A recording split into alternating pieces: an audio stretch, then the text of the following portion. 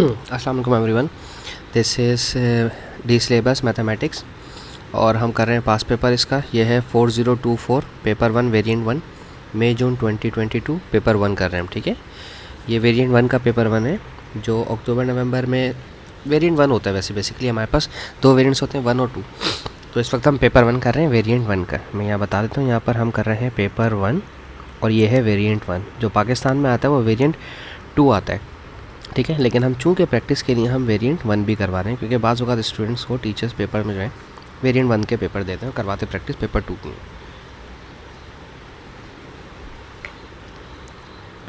बिस्मिल्लाहिर्रहमानिर्रहीम। ओके जी, तो शुरुआत यहाँ से हो रही है कि हमें यहाँ पर कहा जा रहा है कि मालूम कीजिए कि आपके पास write down the value of 5 in the number 2 5 3 6 2 4। ठीक है, यानी कि इस 5 की पोजीशन आपने बतानी। जैसे मेरे पास लिखा हुआ है 2 5 3 6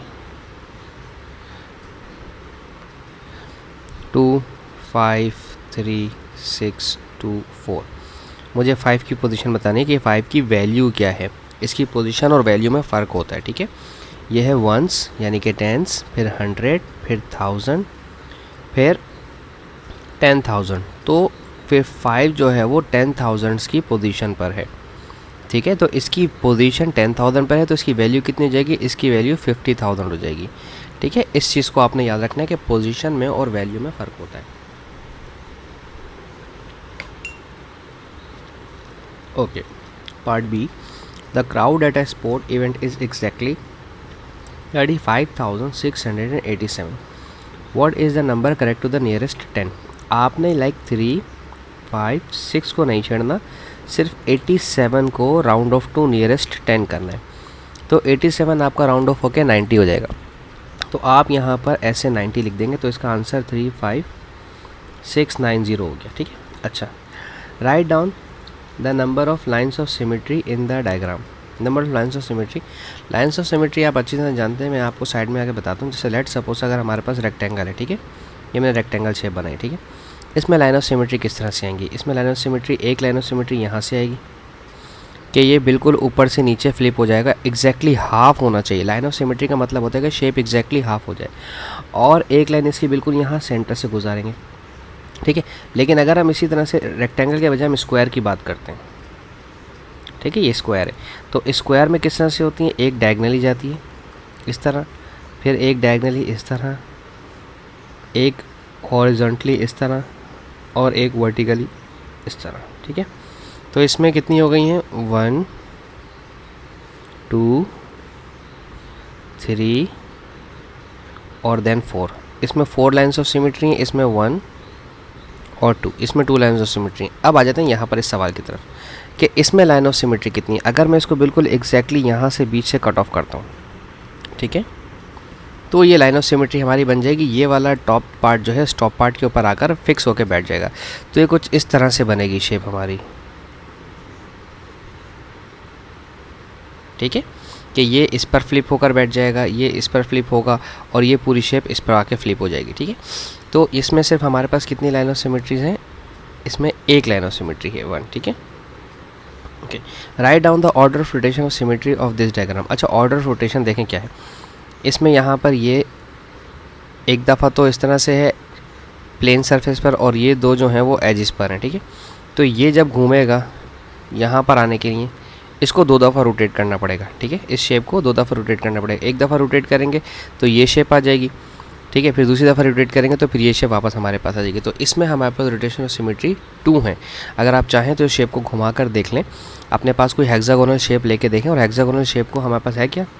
नहीं, हमारे पास फ़िलहाल हेक्सागोनल शेप नहीं है, लेकिन अगर हेक्सागोनल शेप होती तो फिर मैं आपको उसको रोटेट करके बताता कि हेक्सागोनल शेप की जो रोटेशन ऑफ सिमेट्री वो 2 होती है। और ये है भी शायद रेगुलर। रेगुलर क्या होता है वो आपको आगे चल के पता चल जाएगा। Find the difference between the highest and the lowest temperature. Okay, देखें जी, हाईएस्ट कौन सा है यहाँ पर? अगर मैं गिनूँ तो ये मेरा हाईएस्ट है। क्या 20 से बड़ा कोई नंबर है? नहीं, 20 से बड़ा कोई नंबर नहीं। इससे माइनस करवाना है सबसे लोएस्ट। अगर आपके ख्याल में सबसे लोएस्ट -1 है तो आप गलत हैं, क्योंकि जितना बड़ा होगा माइनस में वो उतना छोटा होगा, ठीक है। तो इसको -12 से माइनस करवाएंगे, ठीक है। ये हाईएस्ट है, ये लोएस्ट है, ठीक है। ये सबसे कम है और ये सबसे ज़्यादा है, ठीक है। अच्छा, तो 20 माइनस माइनस आपके पास हो जाएगा प्लस, और ये हो जाएगा 12, ये हो जाएगा 32 डिग्री सेल्सियस आपके पास डिफरेंस आ रहा है। In February the average temperature in this city is 37 degree Celsius below का मतलब है कम है, ठीक है। In February the average temperature in, अच्छा ये ऊपर वाला सिटी कोई दूसरा था, ये सिटी 1 था और ये सिटी 2 है, ठीक है। मुझे इनके नाम लेने नहीं आते। सिटी 2 के अंदर 37 डिग्री सेल्सियस टेम्परेचर कम था सिटी 1 के मुकाबले में, ठीक है। तो अब आपने मालूम करना है टेम्परेचर इन सिटी 2 फरवरी के मुकाबले में। अब सिटी 1 का फरवरी का टेम्परेचर क्या था? सिटी 1 का फरवरी का टेम्परेचर था -8। इसको ड्रॉप डाउन कर दें 37 डिग्री सेल्सियस ड्रॉप डाउन कर दें, तो कितना हो जाएगा? Minus minus plus -45 degree Celsius. तो सिटी 2 के अंदर जो फरवरी का टेम्परेचर है वो 37 डिग्री सेल्सियस ड्रॉप डाउन होने पर, यार ये बहुत ज़्यादा बुरी बात है क्योंकि -45 बहुत ज़्यादा होता है, खून जमा देने वाली सर्दी होती है। Okay, 2 cubes have a total volume of 152।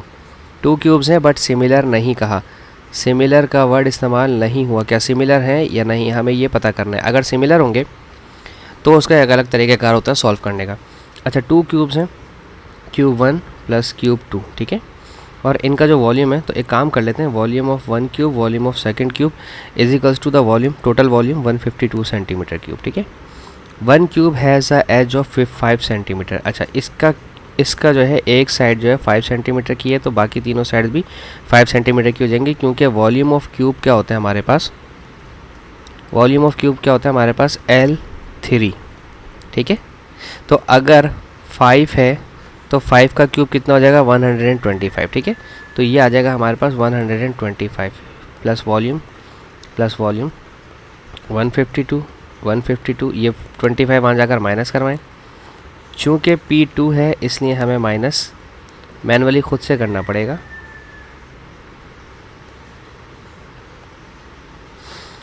Uh, 152 minus करवा देते हैं, तो 5 और 2 7 हो जाएंगे, और 4 में से 2 गए 27, ठीक है। तो ये आ गया 27 सेंटीमीटर क्यूब, ये आ गया वॉल्यूम ऑफ सेकंड वाले का। लेकिन हमें चाहिए सेंटीमीटर, हमें लेंथ चाहिए, तो वॉल्यूम का फार्मूला होता है L क्यूब, तो 27 के ऊपर आप ले लें क्यूब रूट, ठीक है। तो ये हो जाएगा 3, तो 3 सेंटीमीटर। तो ये जो क्यूब आया है आपके पास, ये 3/3/3 का है, ठीक है। तो इसकी साइड 3 सेंटीमीटर है, सही है, ईजी था। Work out the total ages, okay देखें जी 12 होते हैं हमारे पास। Work out the total length,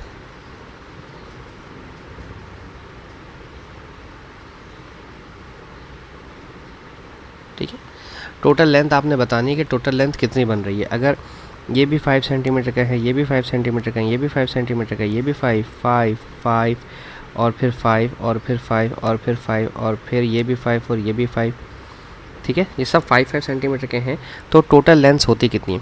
इसके क्यूब के फेस कितने होते हैं, क्यूब के फेस कितने हैं, 2 आगे पीछे हैं, 1 2 3 4 5 6 6 फेसेस हैं, ठीक है।